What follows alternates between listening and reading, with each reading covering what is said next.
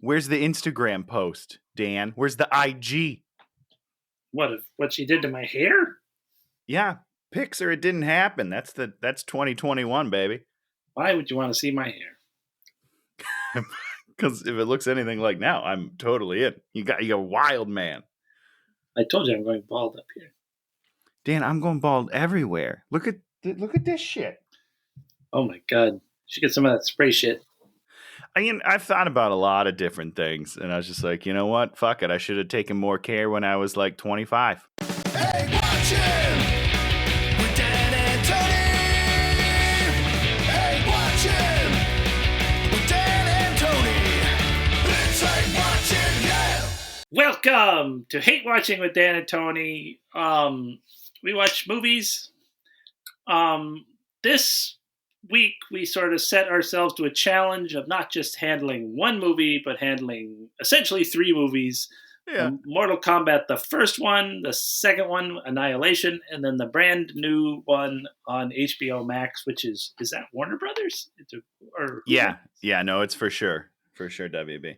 Yeah, I think they bought like all the rights for Mortal Kombat for like $64 million or something. I mean, spoiler alert, I didn't stop at just those three because HBO Max has a couple other things on there as well. They got Legacy on there, which was like a web series done more recently. I don't know, probably a few years ago. I don't know. And then Conquest, which is apparently a short-lived television program. Is that the cartoon? No, sir. This is a live action. We're going to talk about it later, but it's a live action Mortal Kombat movie and or TV show. Sorry, not movie. TV show. As much as I dug, I did not dig that deep.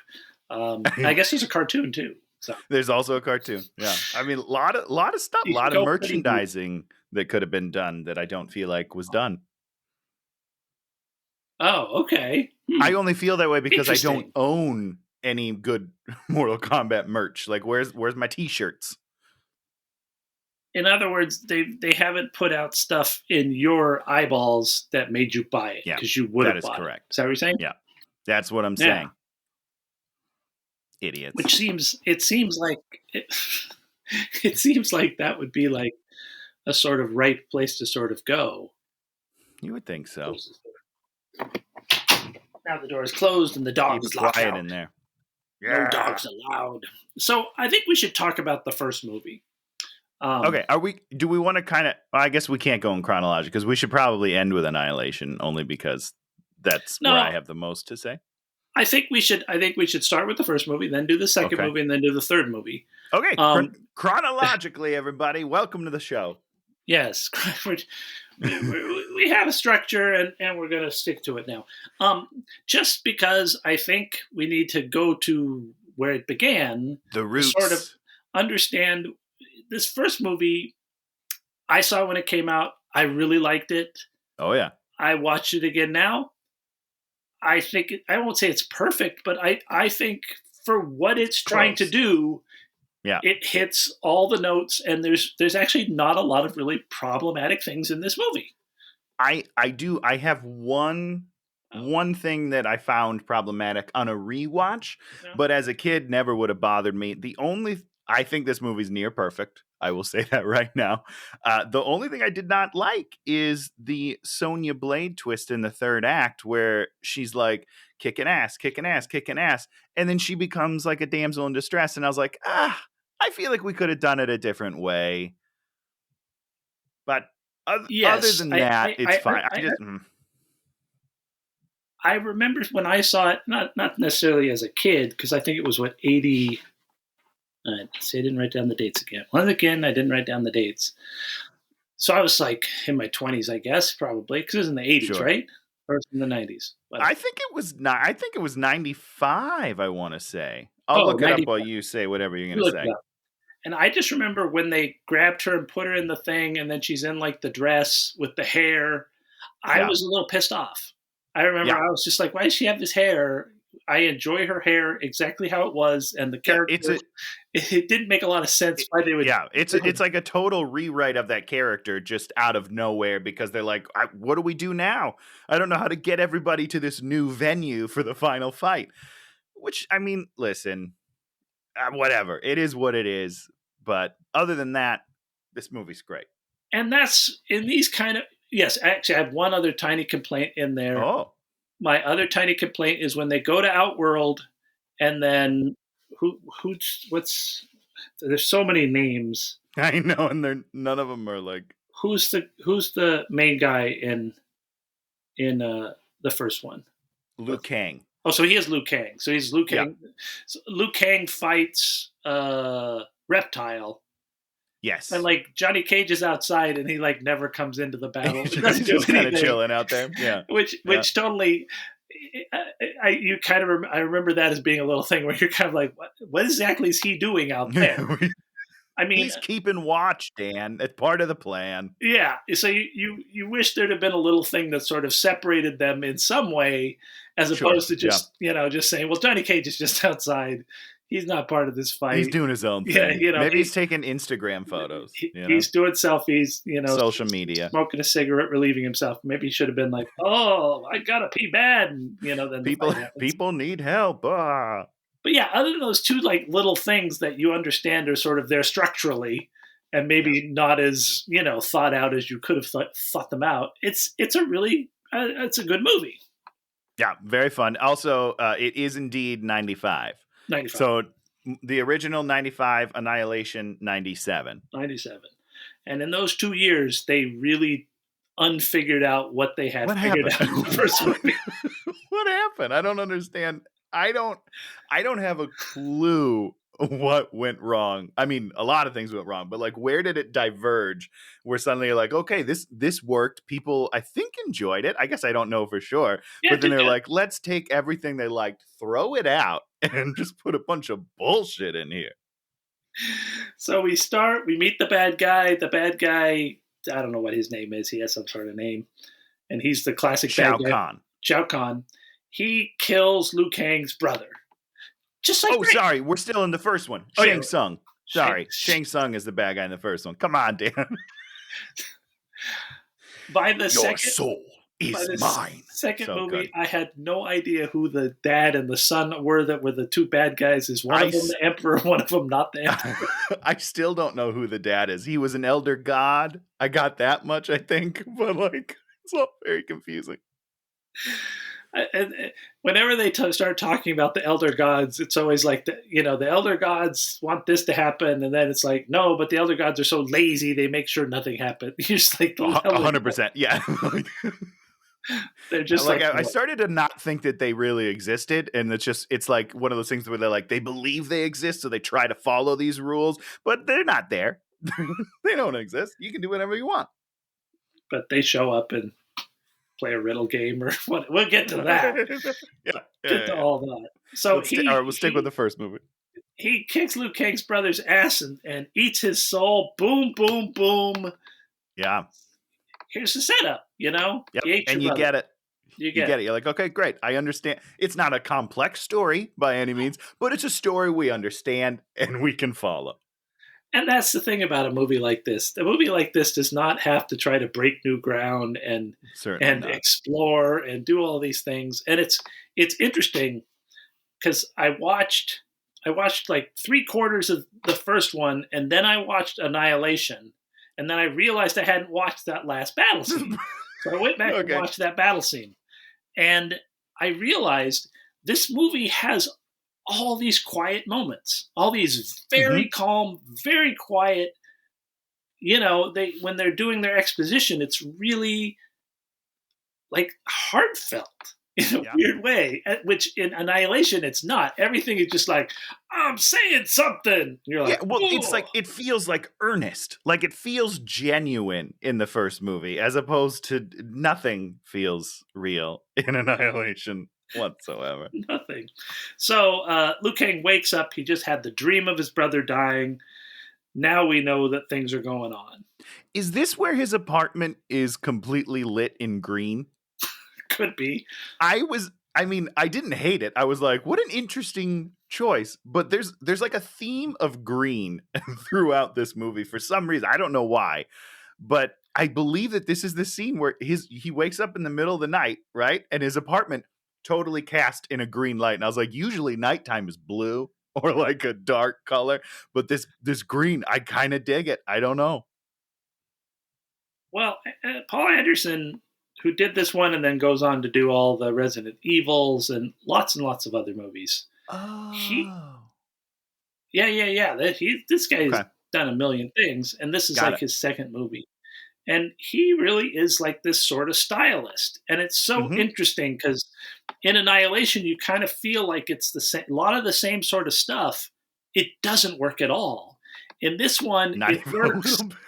Even though sometimes they're like showing the mountain and you're like, I know that's a little model sitting on a table. Oh, 100%.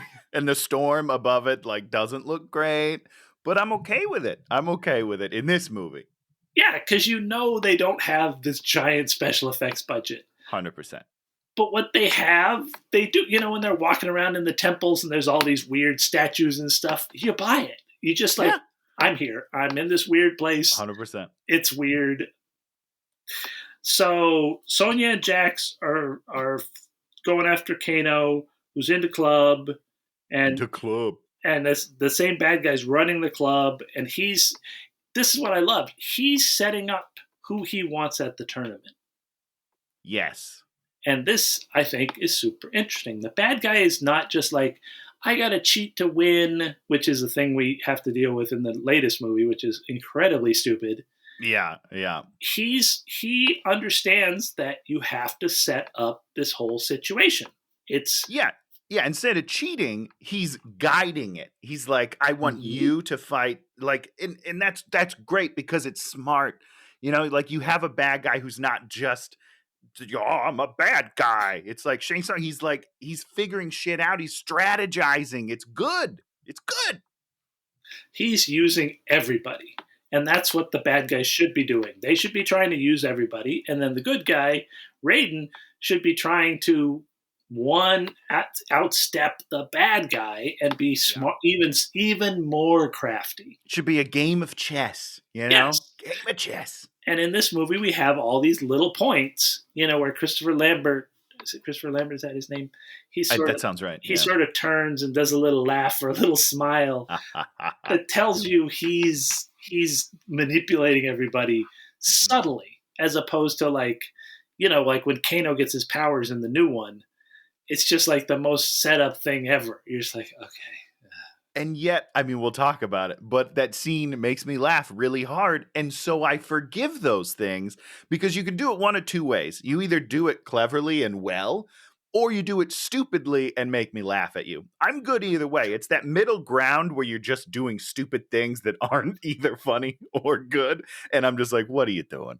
Annihilation. So we set up that she's chasing Kano, and that's how she's going to get to the tournament. And then we meet Johnny Cage. Man, I love this guy. And so good. He delivers his jokes just right. He's a good fighter.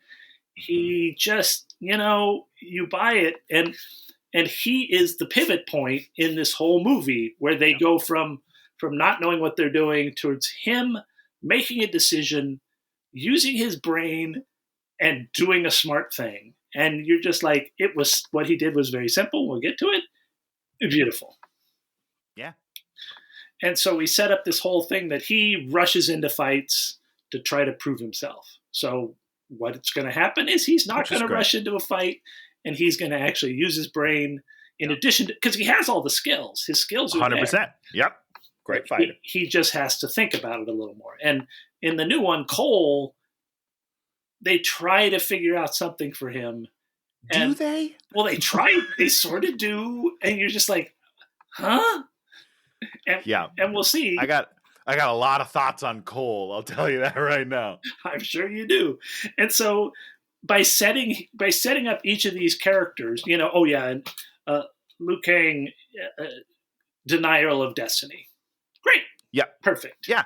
They have their own, like, the characters have their own motivations. They have their own little arcs. They're not like, it's not going to set the world on fire, but they all go through some shit. Yes. And when you're a kid, you don't really pay that much attention to it. It's not in the top of your mind.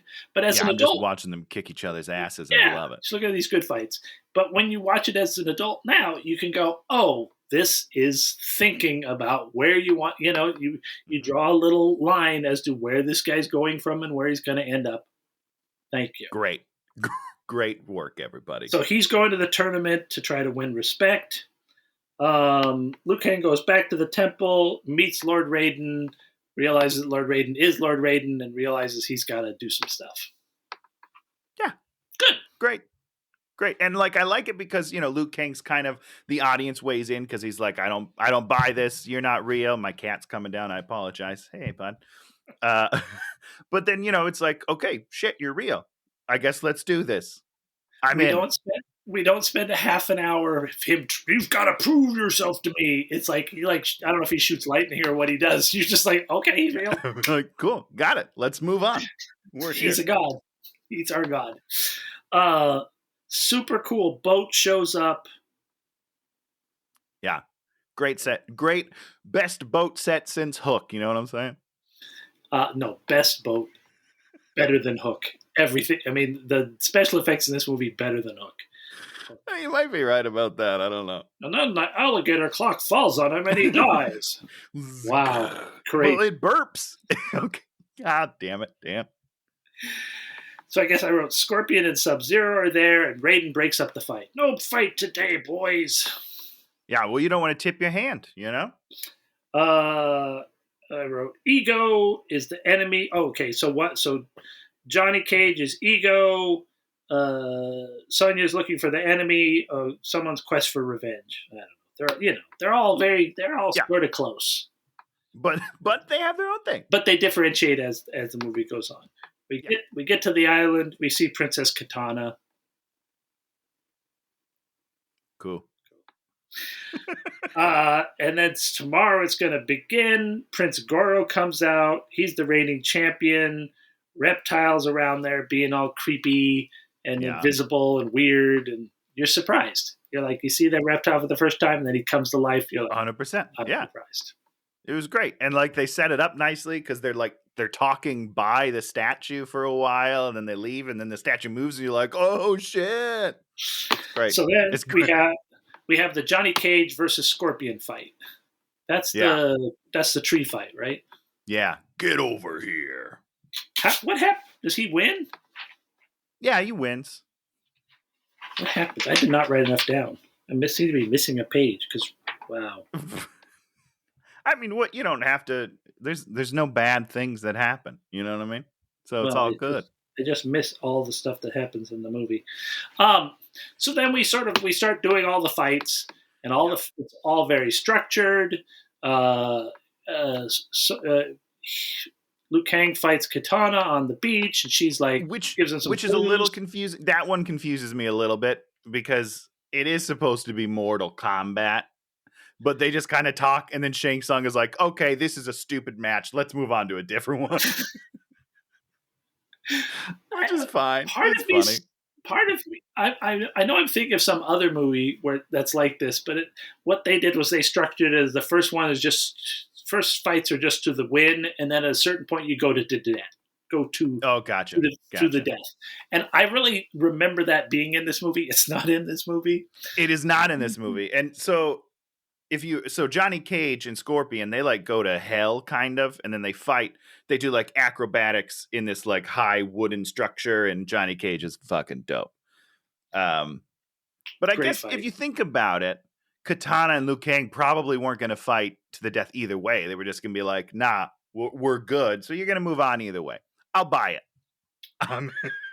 Yeah.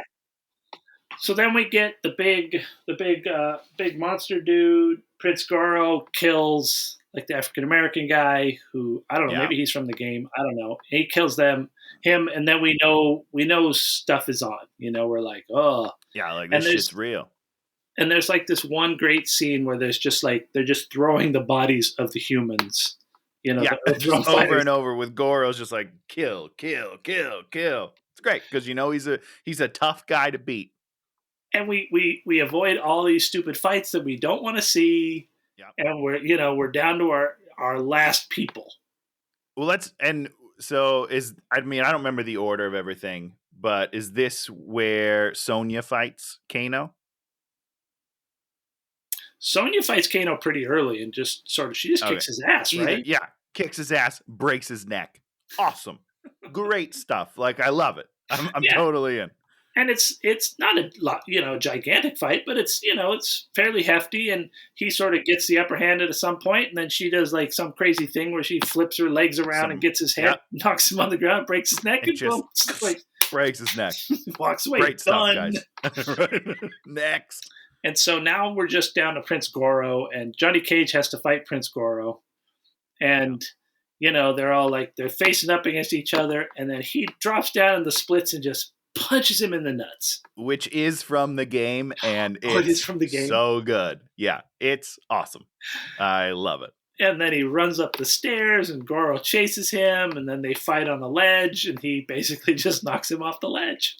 Yeah, great. It's a good move because you're not gonna fight him one-on-one square on. Nope. You have to literally throw him off a cliff.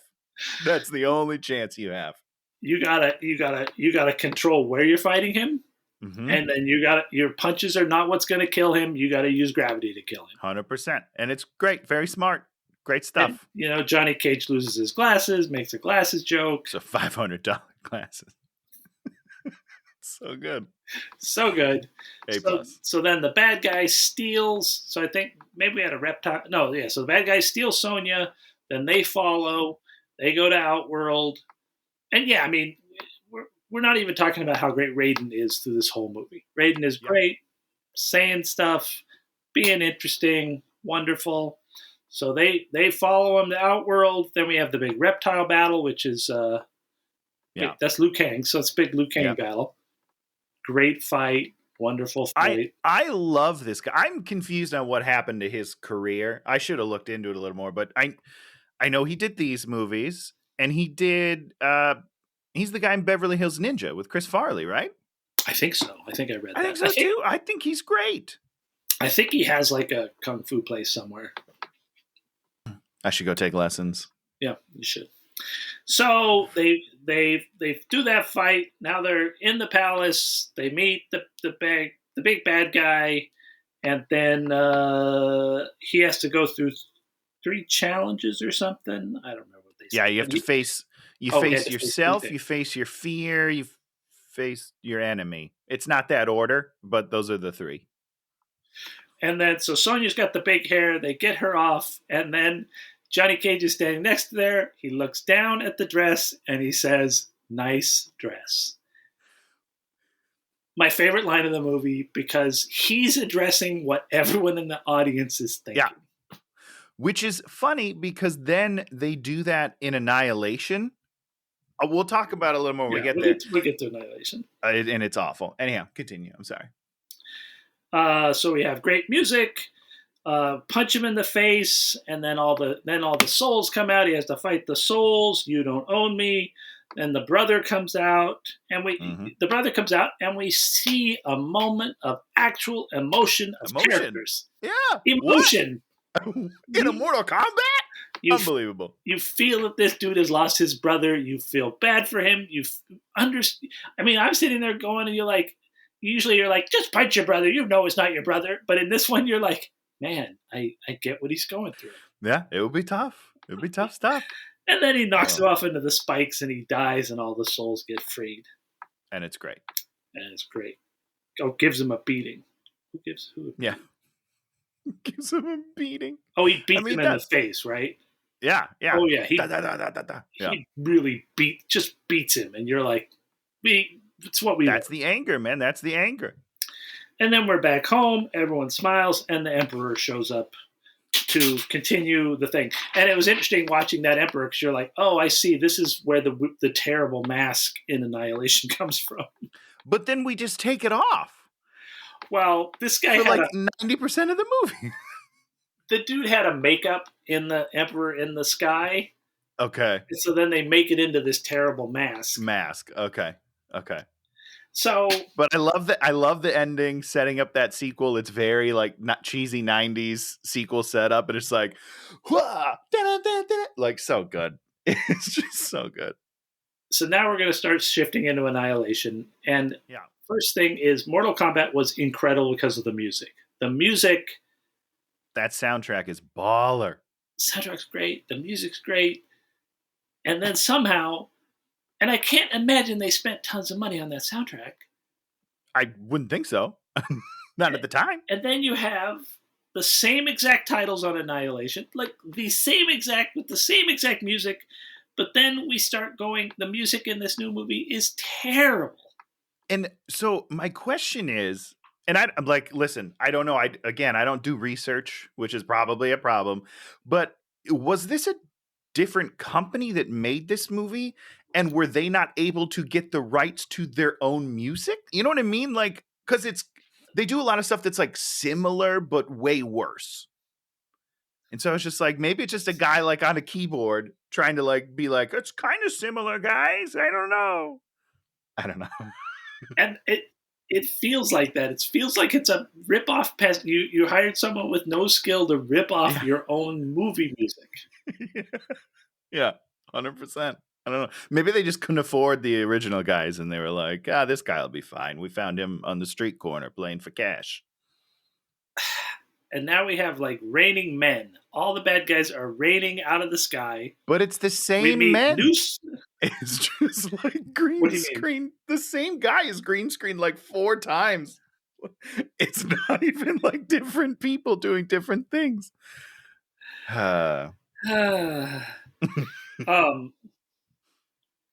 So we have new Sonia, we have new Johnny Cage, we have new Raiden, and then it's the Emperor. I don't know what happens. Well, I mean, they all kind of just like show up and then they run away. The good guys basically run away after Johnny Cage gets murdered. And so let's talk about that for a sec. First of all, we have Katana's mom too. Katana's mom. Yes, whose name escapes me. Shoot, I don't remember her name. Anyhow, what I was gonna do is I wanted to do like a tourney bracket setup with all of the characters from the movies and do like our favorite iterations of each character just to see like who was good and who was bad. Because I want to talk about that for a second. Johnny Cage, obviously. So like the recasting from Mortal Kombat to Annihilation. So we're trying to judge who's the absolute worst? No, who's the best, Dan? Who's the top dog?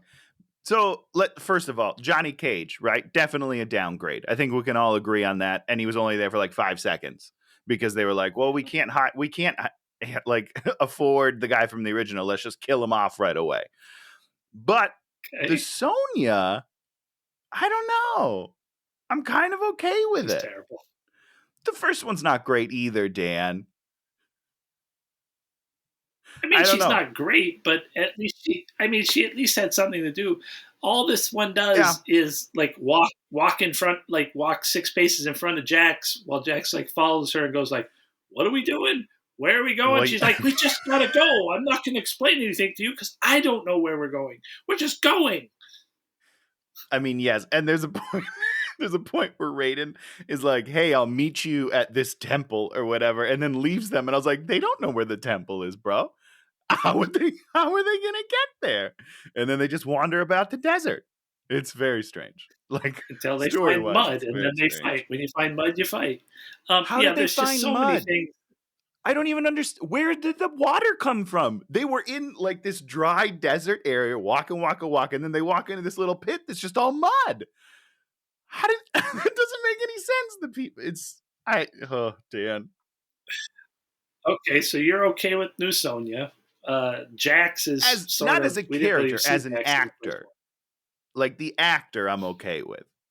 She's probably my second favorite out of the 3. Who's your favorite? I like the new one. I'm actually a fan of the new Sonya. I think she kicks ass. Oh, so what about the new Raiden?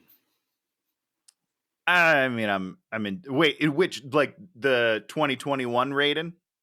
No, the Raiden or Annihilation Raiden. Annihilation Raiden. Listen, it makes me sad because I like this dude. He's in like Dexter. He plays Dexter's dad and stuff. He's great in that show. Yeah. He's not good in this movie. No, he's terrible. He's not good at all. Like he doesn't deliver one line well in the entire film, and they let him talk a bunch. Yeah. You've lost that subtle humor. You've lost that godlike quality. You just have like a dude that's doing dude stuff. Well, they make him human in this movie. They're like, let's strip away his powers. What a terrible story choice. Queen Sindel. That's there you go. That's the mom, and it's like the costume. Every time she shows up in that costume, you're just like, it's like Halloween spirit store clearance all of the costumes, except for the ones they were able to keep from the first movie, I assume, that were just in a closet somewhere. And they're like, I think this is what we wore. Like the Sub-Zero outfit just looks like they bought it at Halloween Express. I don't know, dude. They look like the robot guys. It looks like BMX padding that they're wearing. It looks like they took BMX padding and plastic helmet. And they just sprayed it, spray painted it yellow. Oh my God, it's so terrible. Looks terrible. So also, Jax's arms. I have so many thoughts. I'm sorry. We'll go in order because otherwise I'm just going to keep talking and talking. We'll get to terrible poor Jax's arms. So Sonia cries for Johnny Cage, and then we have like in 6 days they're going to take over the world. Which, how do you know that? He's like, because the planets or the universes, what are they called? I don't know. They're merging, which how is that possible? Because them winning Mortal Kombat supposedly stopped it. I don't understand any of the rules of this movie. But he's like, it'll merge in 6 days. Based on what? How do you know it's 6 days, Raiden? Tell me something. But that's what it is. It's 6 days. That's what it is. It's 6 days. Nobody cares. And so the bad guys just leave, and then the henchmen attack, which is like, why are the bad guys leaving? They show up to be like, hey, we're here. See you next time. Just to let their presence be known.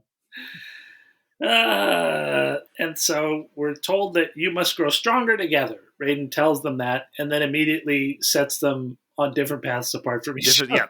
Yep. Breaks them apart on individual journeys, which is what you want to do.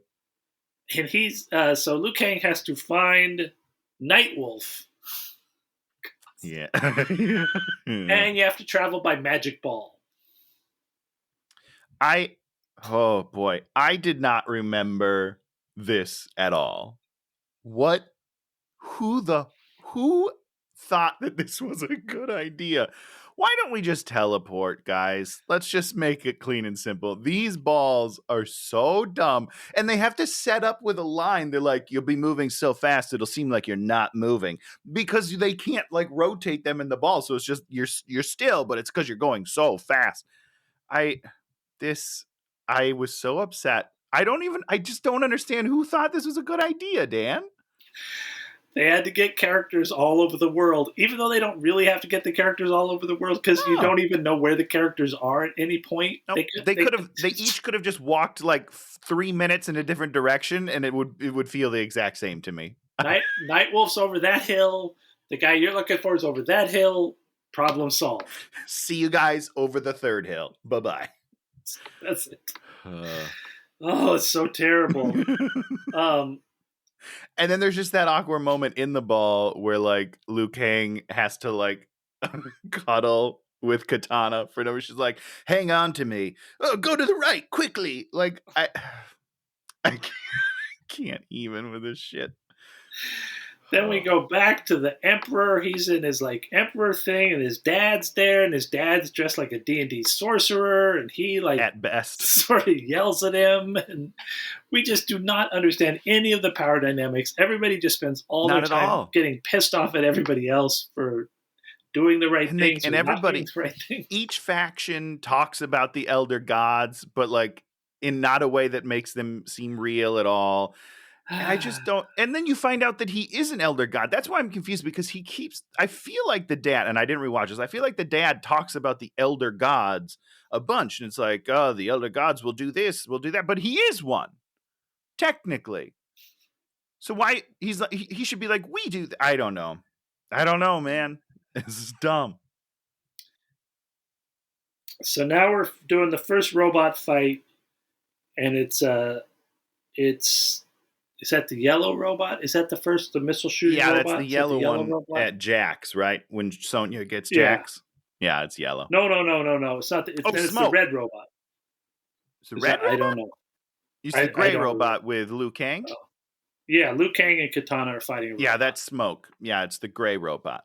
And now, did he have a missile that shot out of his chest? Oh, yeah. Yeah. He had the missile, and then the yellow guy has the, like, spiky ball thing that Acid shoots balls. in, like a mine, maybe, like a sticky mine. I don't know. Yes, sticky mine.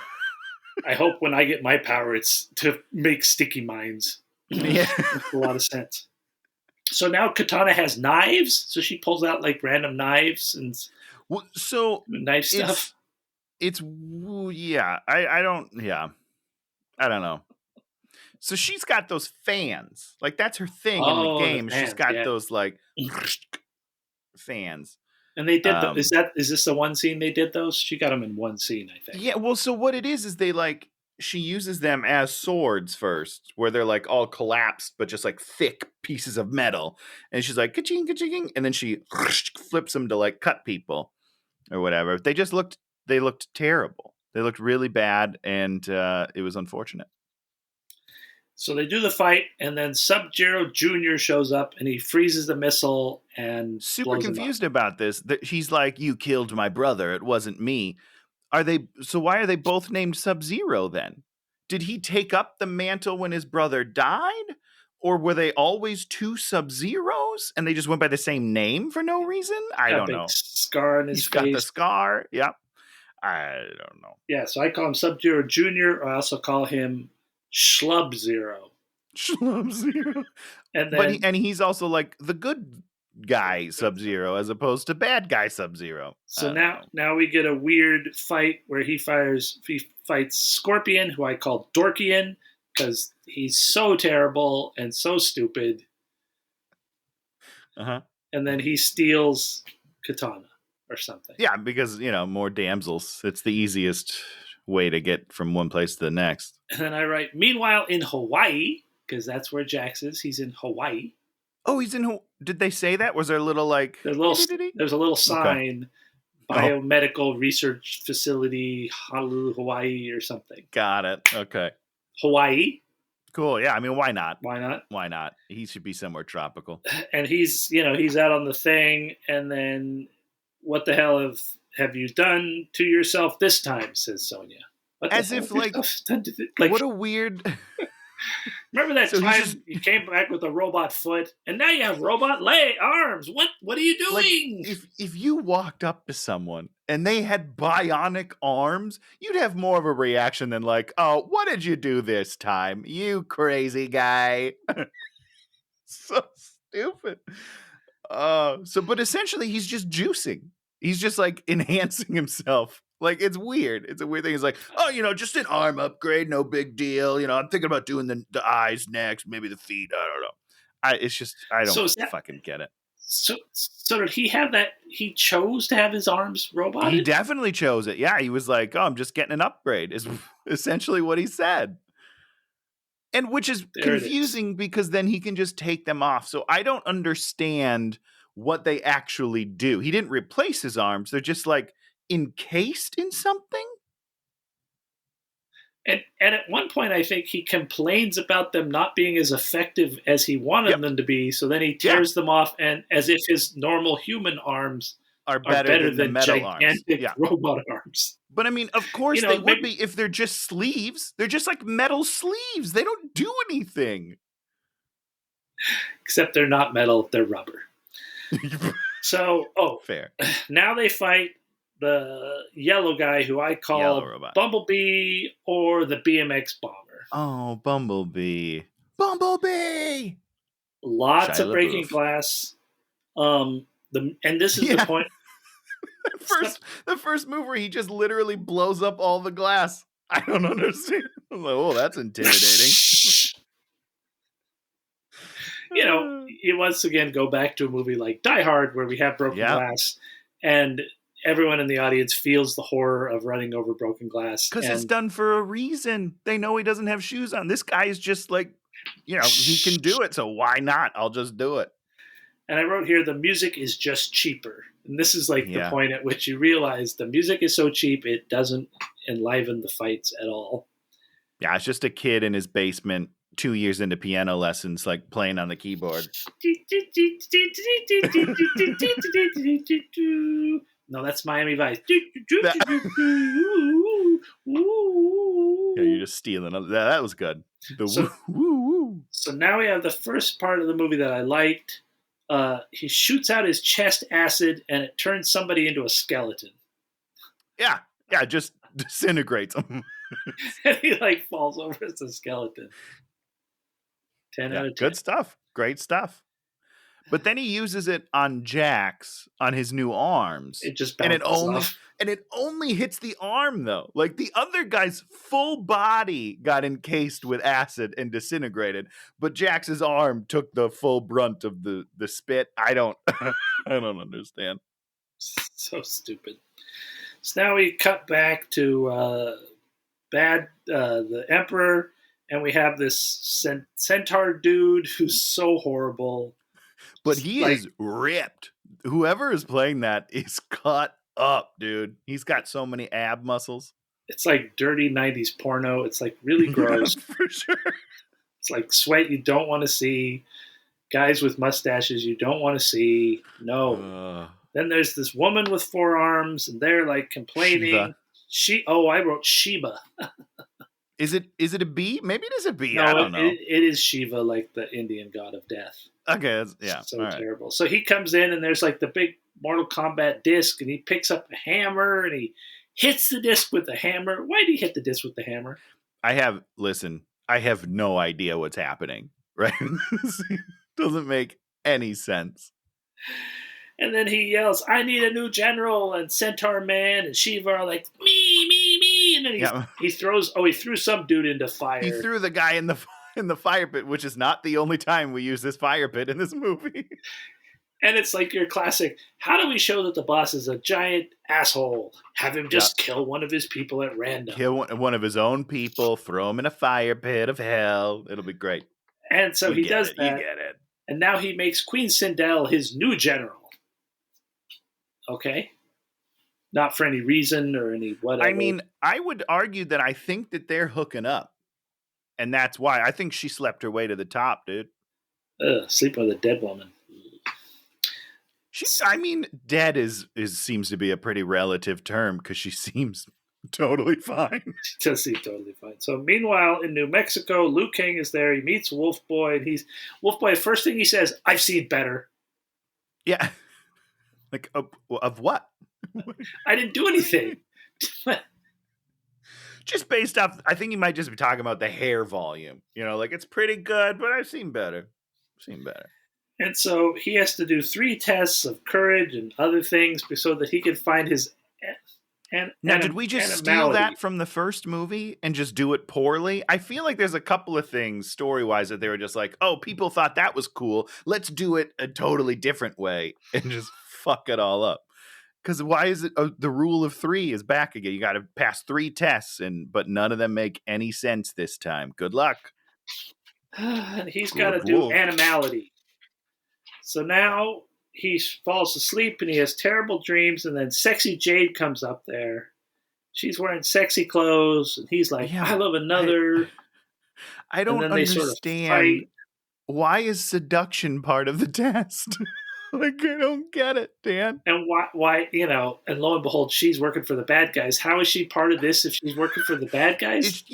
Is she just friends with Nightwolf, even though she's like a bad person? And listen, it doesn't make a lick of sense. So, and then she says, "You passed Nightwolf's test." At a certain point, she's like, "Okay, let's go." All right, I'm like, "Oh, okay, well, cool. I guess we'll move on to the next adventure then." Yeah. So Katana's in level passed. Katana's in a cage now. She spits water in the Emperor's face, and it was like she really did that for real because the way that it like splatters all over his face. Well, it was pretty gross. it was your classic thing. It's like, oh, that she doesn't have food, so she's like, here's water. You haven't had water in 1,000 days. Like, here's a goblet to drink. First of all, don't drink that. You don't know what's in it. Don't trust this guy. And we know what the bit is. The bit is to take it and be like, psycho, and just like you throw the drink in his face. But she acts like she's drinking it. And you're like, you're not supposed to drink that. And then just does a lot of spit take. Just a big old spit take. It's great. So here we have Jax and Sonia just walking through there, and they get to a mud pit, and then she has to fight. Who does she fight? I don't even remember if she fights. Some other woman. I honestly don't remember this point either, but it's just like two women, mud wrestling for no reason at all. And of course, Jax has fallen behind her the amount of time it takes to fight. Yeah. Then he shows up, and then this rock turns into a dinosaur, and he like punches it like 3 times, and it just dies. I could be wrong, but it looked like he was just punching it in the butt. Like he was like kind of behind it and just like ha, ha, ha, ha, ha, right in the butt, and then this thing just goes into the earth. It just burrows down into the. What just happened? I don't understand what I'm watching right now. And he delivers the great line, "You look good in mud." See, and this is another thing that I feel like they stole from the first movie, because they're like, oh, people liked it. It was funny in the first movie because it was done well in the first movie. This is just creepy. Well, it's just creepy. And that's the whole fucking thing. Creepy, man. Well, he's like, he doesn't say it like, he's not like making fun of her. He's like, you look good. No. The intention is he thinks she looks good in mud. There's a couple of moments, and I think there's 2 more that we just really creepily like comment on the way women look in this movie. Totally out of context. I don't know. This is number 1. 1 strike, Jax. So now we have like a scene that really just drove me crazy, and I didn't write much about it because it was so painful. It's like we go see the Elder Gods, and Raiden goes to see them. Okay. And it's the classic case of you get 3 questions. Right. What? Are they just genies? Like, and what did they say? I think I wrote it down, but like, they're like, as always, you get 3 questions. Like, what the fuck? Can he ask the 3 questions, walk out, and then walk back in and get another 3? Like, yeah, what are the rules? Is there a reset rule? Because I'd like to really work around that. Oh God, it was so dumb. And he kind of wastes questions. I'm not going to lie to you. His questions are not well thought out. It's like he didn't know there was a 3-question rule, because he should have had 3 very good questions planned out. Number 1, do you validate the parking? No, next question. I will say I liked the way the Elder God looked. That was the thing I enjoyed. I liked the weird water, and I liked the fire. And then they turn into human beings, and you're like, well, you just wasted ruin it. Just totally ruin it. Things I liked in this terrible movie.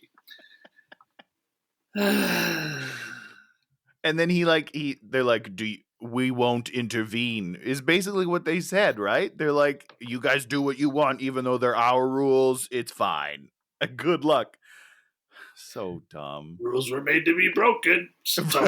Like, okay, then why are there any rules? And then they take away his powers. Do you love them enough to like give up your powers? My answer is nah, dude. Let them do what they can. I don't give a shit. I'm a god. So we're back to Sonia and Jax. Sonia's like, keep moving, Jax. And Jax is always behind Sonia on her left. Right. Always on her left. Yeah. Always. It's so weird. I feel like one of them has a good side. And they were like, hey, Mr. Director, just shoot me from this side, please. That's the only one that's camera ready. Here we get your other creepy line. You've got an incredible set of legs. What? Why? Why does that need to be said? In any... I mean, these 2 are supposedly like partners. They're like, and it's like old friends. You don't say these kinds of things to your old friends. So Raiden shows up with his new haircut. Then Sindel uses her sonic voice. Hold on. Don't skate over this haircut thing, Dan. Why did we do that? Why? What is the purpose? Do 10 minutes on Raiden's haircut. Who cut his hair? Is there like a little chair that they cut his hair? Is there like a reptile that like chews off his hair? Is there like does the fire elemental god burn his hair off for some reason? Is his magic power in his hair? He just comes out and he's like, yeah, new look. What? Why? Sorry. Yeah. All right. So Sindel screams at the thing. Of course, she screams at the cliffs like way over here first. And then it starts moving and like across goes down slowly. The line. And it takes, I don't know, 4 minutes probably for it all to get there, at least. But more importantly, it goes ta-ta-ta-ta-ta, and then we only have so much special effects, so we go back to this shot again. Run it again. Run it again. Run it again. We got time to kill because this movie is so short. And still terrible. So Raiden then fights the Squeaky Ninjas. Yeah. Squeaky Ninjas. And then whoever the weird Chinese woman that they picked up from Nightwolf just brings in Sindel. They're just like, oh, we beat her. Well, which is, at the time, I was like, well, that's stupid, but it turns out it's a trick. So totally makes sense. And this is where we get another creepy Jax line. Oh, okay. Right? I don't think I wrote this one down. He creepily hits on Jade as well. Oh, I don't remember exactly what he says to Jade, but he says something that like made me uncomfortable. I think it had, if I remember correctly, it was sort of like Asianocentric, like I don't remember it, but I believe that 100%. Like that's the level of this Jax garbage character. Just this creepy piece of trash. So the bad guys have the Eiffel Tower. Then I write, okay. Liu Kang fights the guy from Goonies. Wait, who's the guy from Goonies? Oh, is that the Barack? Like the weird face dude? He's got knives for like one knife out of his hands. Chink, chink. Yeah. No, he does look. It's the guy from Goonies. Hey, you guys. Yeah, that's good. Candy bar. Katana's love has to close the portals. Jade. Now we have the Jade betrayal. Never made sense to me. I don't. How does she have anything to do with it? I don't understand. And they seem to go back and forth depending on who you talk to. Some people are like, she's super important. Other people are like, she's not that important. Don't worry about it. Like we missed it when Sub-Zero is there with Liu Kang and she gets kidnapped. Liu Kang's like, I have to go after her. And Sub-Zero's like, nah, you don't have to do that. She's not that important. Good luck with other stuff. And then he leaves. And I'm like, what is happening? I don't understand. So I don't understand the plan. Sub-Zero never comes back, does he? No, he sure doesn't. He disappears. I'm not even sure he was real. He could have been a figment of their imagination. So Raiden has to kill his brother, who's the Emperor dude. And, Jax gets this great line, are we ready to die here? Or somebody says that. And it's like, well, the whole world's being destroyed. So, yeah, I guess so. And then stupid guy's up there and he yells, this is like the worst line in the movie, prepare for final battle.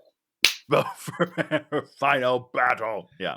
This is like, good. Let's write this really symbolic line. Let's prepare for final battle.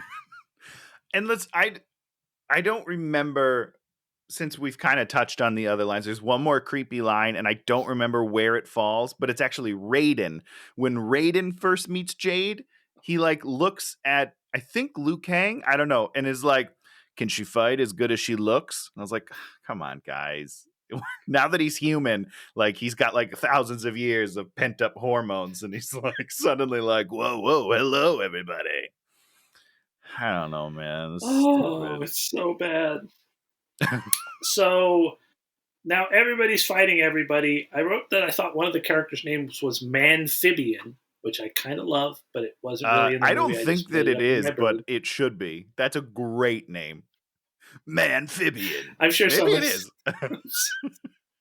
Someone has to have used that joke, but I better say. I mean, that's a comic book right there, Dan. like a cheesy, shitty superhero. So Jax pulls off his arms. There's something about an eyeball. Something about and an then eyeball. Liu Kang is fighting.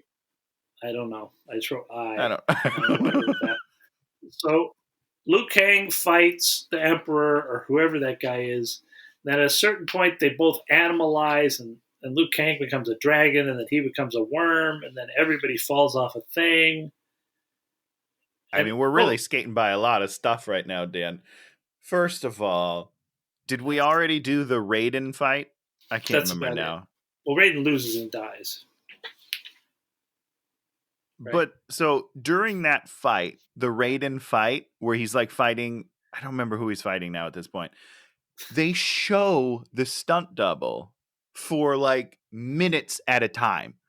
Because the old dude can't really fight. There's this young looking stunt double with that short hair that's doing all these kicks and shit. And they just like, they're pretty close on the face. You can tell it's the most obvious stunt double I've ever seen in my life. And they just hold on those shots. Who directed this movie?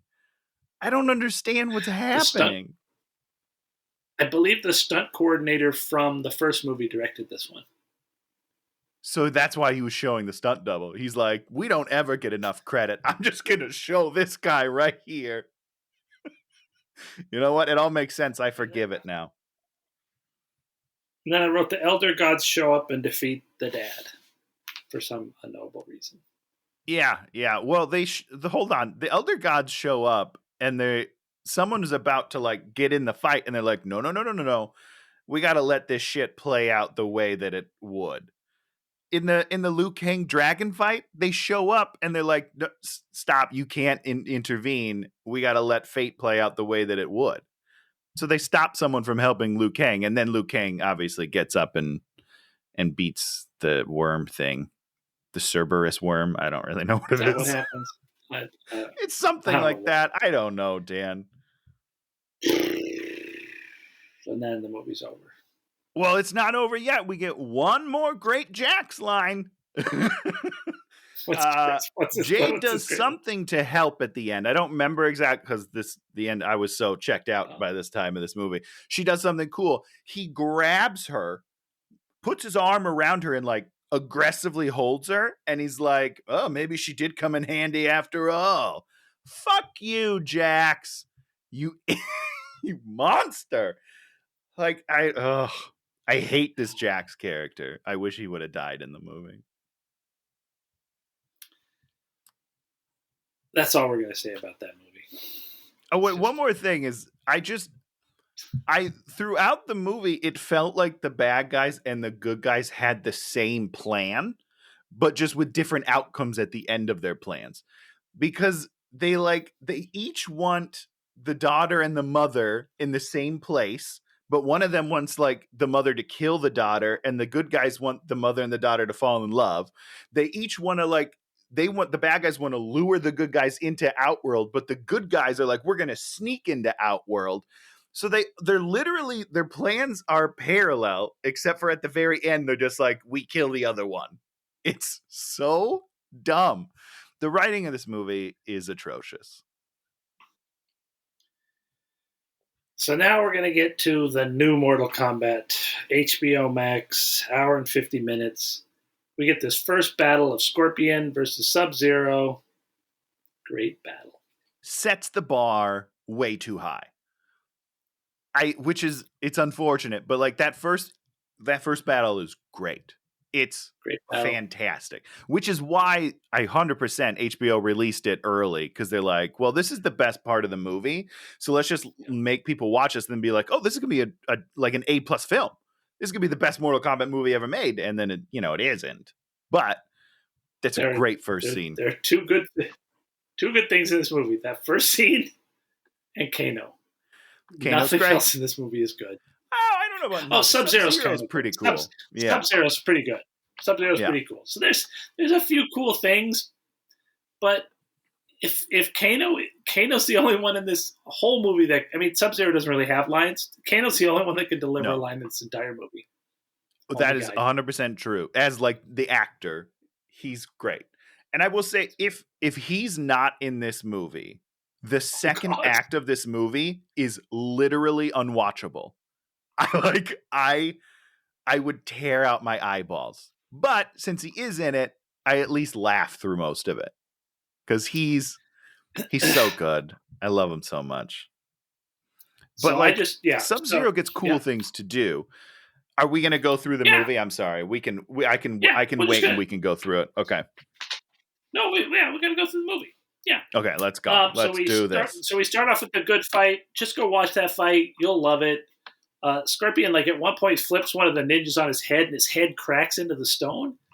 Yeah, because he puts the fucking hook thing through the back of his head, then pulls him down. He's like, it's awesome. It's so good, and it looks well directed, which I didn't feel like all of the fights felt well directed.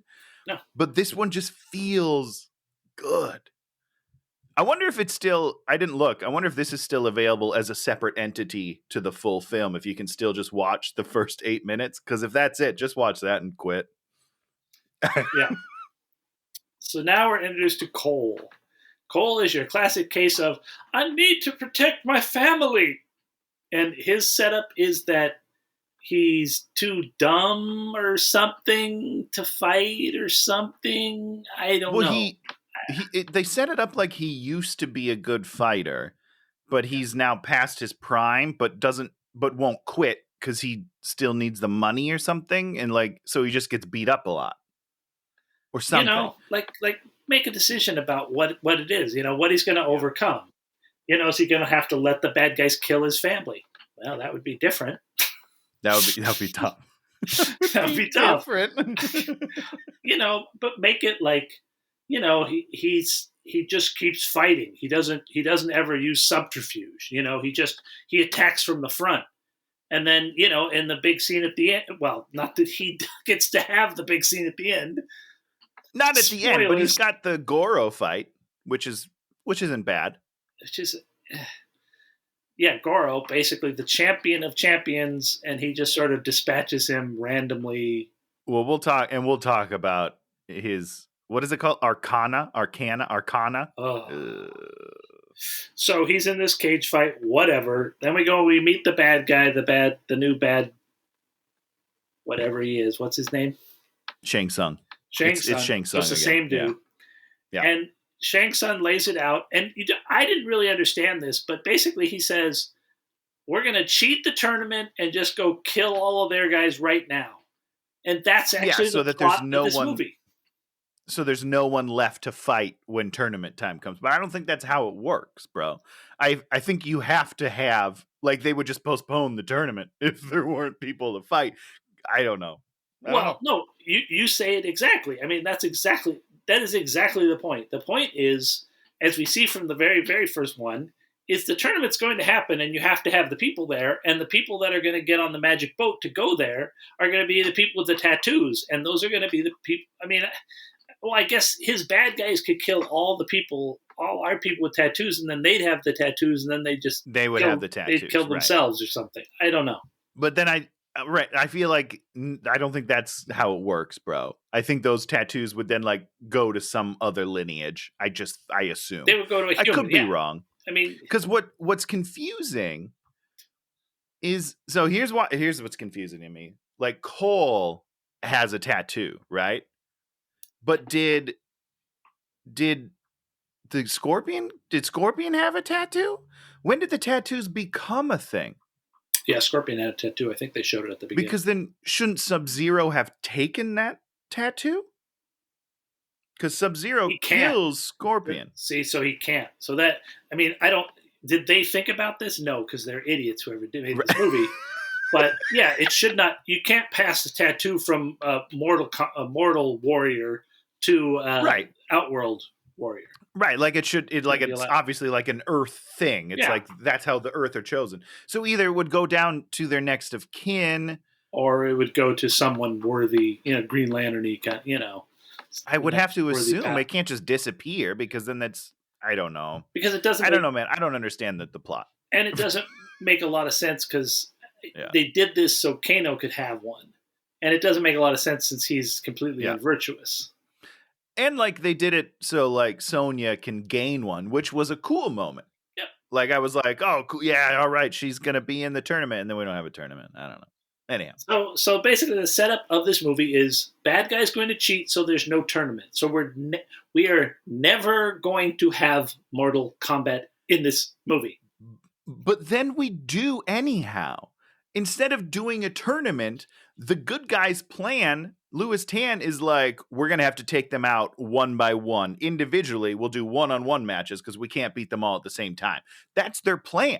So their plan is to have a mini tournament outside of the tournament. And so we still get the one-on-one battles at the end, but we just don't call it a tournament? What the hell are you talking about right now? And this is structurally why this movie is so terrible, is at a certain point we no longer have we have these giant group fights. We have like 2 giant group fights that are the worst things ever because we come to a Mortal Kombat not to have group fights. We come to Mortal Kombat to have Mortal Kombat. That is, it's baked into the title. You should not have 7 different fights going on at one time because this isn't Avengers, and they try to make it Avengers, and it isn't. Yeah. Period. It isn't.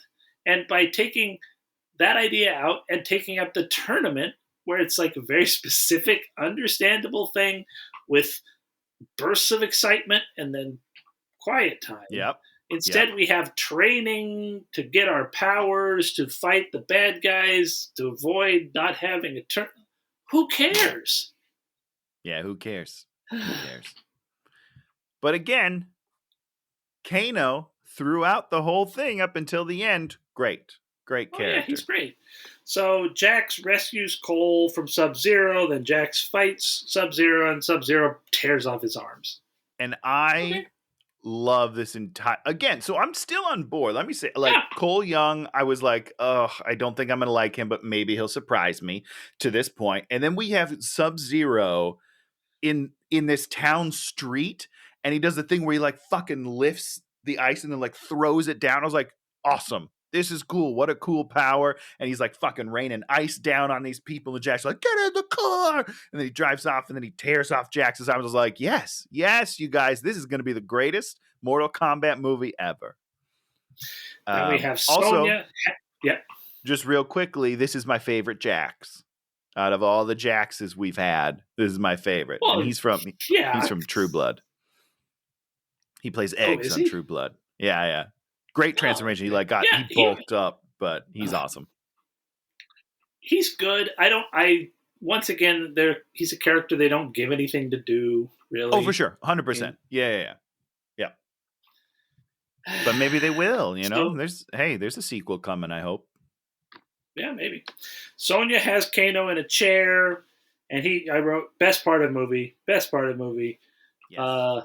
Then they fight Reptile, and Kano's like kicks Reptile's ass and then tears Reptile's heart out of his chest. His heart. It's so good. And I didn't write down all Kano's jokes. There's too many. They all land. Every one of his jokes lands. They're all great. You just are like Kano spin-off movie. Dan, did you ever watch House of Lies? No. The Don Cheadle show? So he's in that show. That was my first introduction to this dude. Shit, can't remember his name. I feel bad. Anyhow, was that show, and he plays like this nerdy, like nebbish sidekick character. And for the first 15 minutes of the movie, I was like, this guy looks really fucking familiar. Who is he? And I had to look it up on IMDb to realize it was the same guy. And I was like, wow, good for you, dude. This is incredible. So I hope that this sparks like a lot of work for him. He's so good. He's the guy that should be getting work off of this movie. Yeah. Let's see. So Reptile, and he's like, oh, of course I know where the temple is. Let's go. Like, okay, that's really weird. Yeah. But it does feel a little Mortal Kombat-y to me. Like, they kind of do that where like someone just knows that shit, and I'm on board. So we meet Liu Kang, we meet Metal Hat Guy, and we meet Raiden. This Raiden is so terrible. Liu Kang Kung Lao is Metal Hat. and then Raiden. While I don't enjoy this portrayal of Raiden, the Raiden effects are pretty cool. Like when he just zaps, when he's like and like teleports, I like it. I'm going to say something. You're going to get angry, Tony. All right, I want you to say it right now. I will take Annihilation's Raiden over this Raiden. No, okay. No, that's too much, Dan. That is too much. Not too much. This Raiden is boring. He's just dumb. At least the other Raiden was trying to do something, and he got like a cool haircut at a certain point. This guy's cool like, haircut. I'm boring dude. And, leather vest, and he's like living his 70s There's no dream. way. This no new way Raiden is just right. like, he is so boring. Just like for anyone listening that hasn't seen this movie, Dan's wrong. He's not worse than Annihilation Raiden, but he's not even half as good as the OG Raiden. No, original Raiden's the greatest, but at least Annihilation Raiden did something. This guy's like, I'll make a fence of lightning and then I won't help at all. I'm going to go to sleep because I'm tired. Like, I think he's an elder god in this, Oh, yes, exactly. And elder gods, as we know, are the dumbest things in the world. So, surprise, surprise, he's boring and horrible. Oh my God, he's terrible. Boring. He's not great. So, yeah, Firebug and Mr. Hat, I call the Liu Kang. Firebug and Mr. Hat.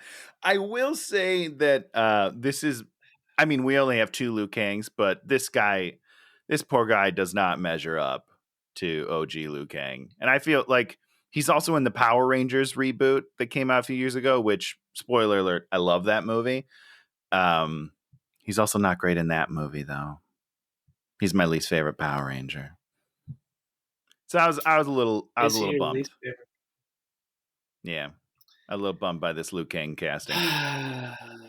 So yes, the bad guys show up and they're all like, "We're here to kill you," and then Raiden's like, "I'm here to erect an electrical fence. It means you can't kill my boys." Force field, baby, come on. I don't know. And it's like, once again, like, our 2 women are Sonia, who's really kind of boring in this movie. I don't think she does anything. Oh, really? Oh, that's interesting. I actually really liked her. I thought, she kicks some ass. She's tough. She like doles out some tough advice. I liked her. I was totally cool. She's also like the exposition machine. So like that's a hard thing to do. Like, it's a hard thing, and I thought she did a good job. I'm all on board. Kano gets his. So Metal Hat dude yells at Kano, makes fun of him, and then Kano gets his laser, and then he does a bunch of laser lines that are hilarious. And they're all great. Yeah, they're all so good. All great. And then Kano betrays them, like Mr. Shadow Spear or whatever comes there and is like, "We're going to give you a bunch of money if you betray him," and so he shuts down the thing, and then because he's a mercenary, so like it's all fine. If he's your best character, maybe keep him around for the sequel. Just saying. Throwing it out there. When they make a movie that's terrible like this, they just write a role for a guy, and then the guy comes in there and does the role, and then everyone else comes in and doesn't do their roles, and so everyone's like, "Oh shit, he's the one guy that knows what he's doing." Oh, we screwed up. That's when you rewrite the ending on like day 87 of filming. You're like, "Fuck, we got to rework the last act right now." So now Colt goes home to save his family or something, and then Goro shows up. Well, he doesn't go home to save him. He just is quitting. Oh yeah, he quit. He's just like, I just want to go back to my family, and they're like, and Raiden's like, "Okay, cool, man, Bzz, you can leave." Like, peace out, teleportation. Bye. What is going on here? At least he didn't take like a giant ball back to his home, so that's good. He didn't do that. So Goro shows up because the bad guys can always find exactly where the good guys are based on. Maybe they can track the mark. I don't know. Yeah, sure. They don't tell you. Beep beep beep beep beep beep beep beep beep beep beep beep beep beep beep. It's like a stud finder. Maybe their tattoos. Maybe the Outworld tattoo is drawn to the Earth tattoo. That would make sense. You'd probably build that into a thing. No, you wouldn't. I don't know if it makes sense, but at least it's something. Just give me something. Tell me why they can just find them. So he starts the Goro fight. Then we go back to the other realm and we watch everyone fighting there. Jax is fighting. That's fighting. Everybody's fighting. And then we go back to the Goro fight. And this is the part where they're all fighting at the same time, but in different areas. And we don't spend enough time with each individual fight. Like, it's so rushed. This whole for as long as the second act is, which I would argue is like, I don't know, 80% of the movie, you have like the cool intro and then like 50 minutes of nothingness of them learning their powers and shit. And then like a 10-minute battle scene. Stretch out that last battle scene like another 10 minutes and give us an actual one-on-one battles with people and let us see people fight. And Cole gets his magic gold armor and pokey gold sticks.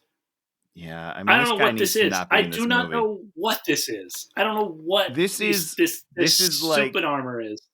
It's a B-rated Black Panther armor that like absorbs kinetic energy and then makes really stupid blades on the side that are not. Listen, garbage, hot garbage. Poor Louis Tan. I like him. I think he's great. This is they don't do this character justice. I don't know. Why do you even make a new character? If you have Mortal Kombat, just make like the original. Make one of your characters like go through that journey. I don't know. I don't know. Cole Young was a weird choice. Well, because they wanted to have. Yeah, that's why. So Sonia's. He kills that, and they sort of drive him off. But Metal Hat Guy gets killed. I think. I don't know.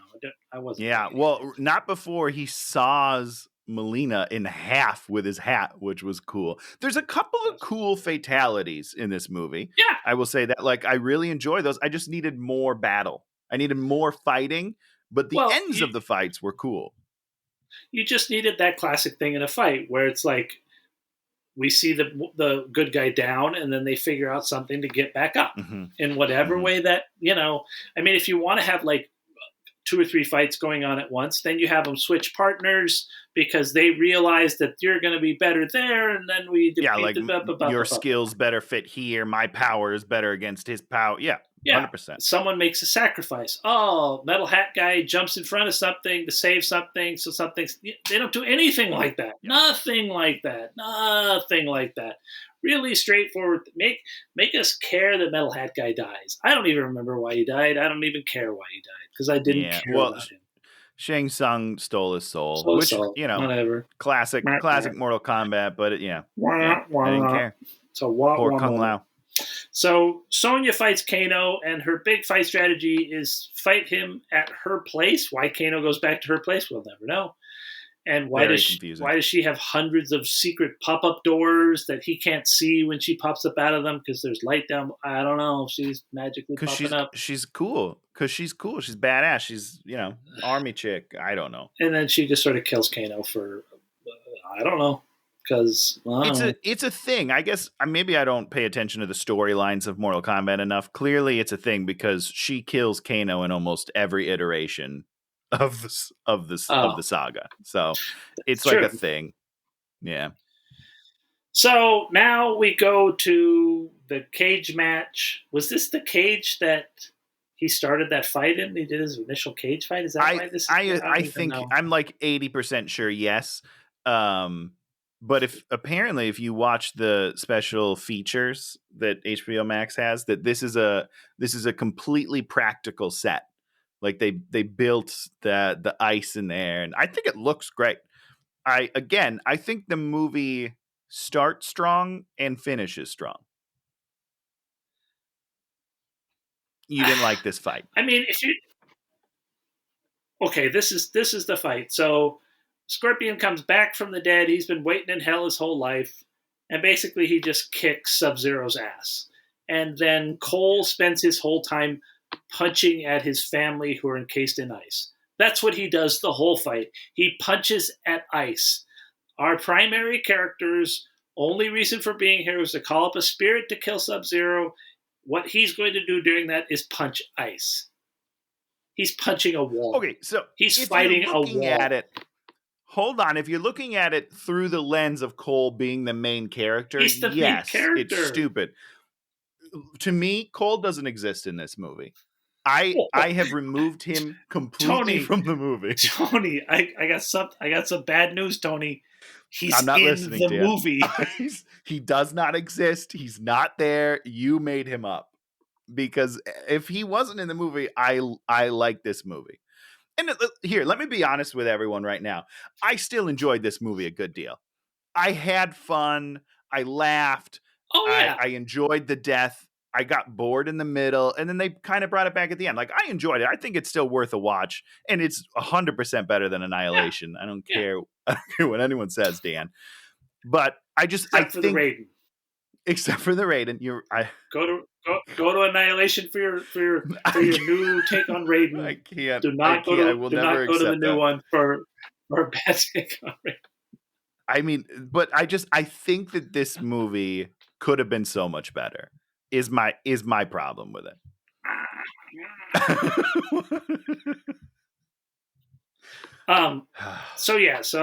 So basically Scorpion kills Sub-Zero, and at a certain point Sub-Zero takes his mask off and he throws it on the ground, and it's rubber. It's foam rubber. It's a foam rubber garbage piece of mask that 10 million have been made as appliances for things, and you're just like, at least make like a hero mask that's like made out of metal or leather or something. Yeah. Do not just take the shitty foam. I watched, because I just rewatched the scene. I watched it, and it goes like this, and you're like, this is the defeat of your major character is to show that his appliances are just foamy garbage. Are garbage. Sure. Wow, sure. Good job, guys. You win some, you lose some. And then the end thing is that they're going to go find Johnny Cage because they got to find someone to be interesting in the second movie. Which I'm here for it. I will watch the sequel if it gets made. I hope it gets made. I had a good enough time that I'm ready to see it again. However, you do have to find a way to bring Kano back from death. Otherwise, it's just not going to work, guys. I'm sorry. It's not going to work. And maybe if someone that knows something about this franchise or involved in it watches this, maybe do Mortal Kombat. Yeah, for sure. I mean, you definitely need to have the tournament if you do a sequel. It was a mistake. It was a mistake not to do it, I think.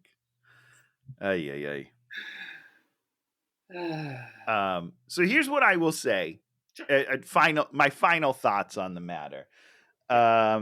95 is still the best Mortal Kombat movie. Yep. Annihilation is not worth watching. I just don't watch it. The new movie I still think is fun and worth watching. Just, be ready. It's not as good as it should have been. And Ryan Reynolds for Johnny Cage in the sequel. If they had Ryan Reynolds play Johnny Cage in like a solo movie, like we made Mortal Kombat and we made everybody secondary and we made him the hero. I'm here for it. It's never going to happen, but not with that attitude. It's not. I will say that is not an original thought. That's been tweeted out all weekend, and Ryan Reynolds tweeted about it himself. He kind of did this because he does that. One of his whatever his wireless brand is. He tweeted a picture of his head on Johnny Cage's body, and then like his wireless company versus mainstream wireless, and then said fatality. It was clever, very clever use of this moment in time. But I'm all for it. He is the smartest media marketer of any movie star, I think. 1,000,000%. Yeah, I mean the guy's just kind of good at everything. It turns out he's funny. I don't know. He's actually funny, but he's also smart, which I guess is probably yeah. So Mortal Kombat, figure it out, make a good movie again. Yeah, because all the stuff is there to make a good movie. Just hire a little better writers. 100%.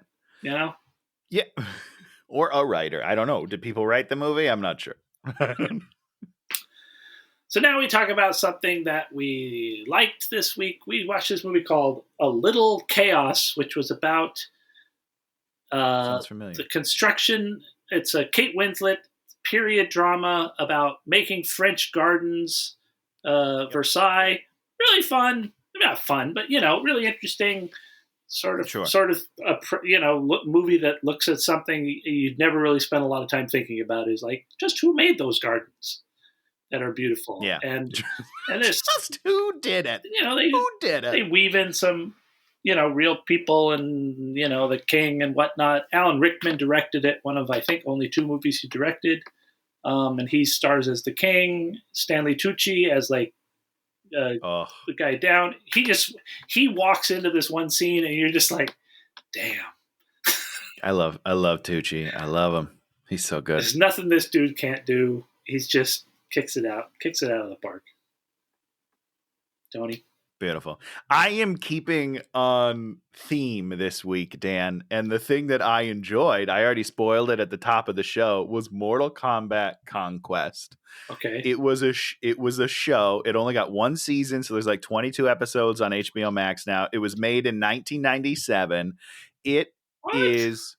Yes, this one's somehow I missed this as a kid. I don't know what channel it was on. I don't know anything about it, but HBO Max put it on there because they're going all in on Mortal Kombat right now. Do yourself a favor. Don't watch Annihilation. Watch this show. It's not a good show, but it's a great 90s show. It's so cheesy, and it's funny, it's fun, it's stupid. It's like a shitty like Hercules type show. Like, we've only watched a couple episodes, but we're fully in. We love it. 22 episodes. Here we come. I thought you'd watch 20. I thought you'd watch 22 episodes. And I was like, dang. This week? No, that's too many in 1 week. But we've watched like 4 or 5, and we like it a lot. Okay. So I had a movie picked out, and I'm going to change it because we're going to do a little treat for Tony. Treat for Tony. I love weeks like that. How about for next week we watch the Power Rangers reboot movie? Yes! Oh, I'm ready. Oh, Dan, I'm ready. I am ready for this. You could talk about some movie you love because it would make me feel good because I love a Power Rangers. There is a chance that I'm the only person who saw this movie. I don't know. I just don't feel like it got enough buzz. It's not a bad movie, you guys. I don't think. Maybe it is. Who knows? You're already caving on your love of this movie. Here's what I will say is I made Naomi watch it, and she wasn't a fan like I am. so I don't know. Oh, this is going to be good. Okay, now I'm excited. That was the right call. Thank you for suggesting that terrible movie to watch, Tony.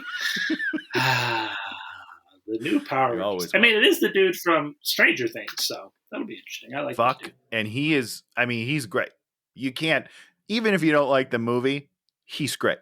He's awesome. And you know what? I'm not going to say anything. I don't want to spoil anything. Let's go.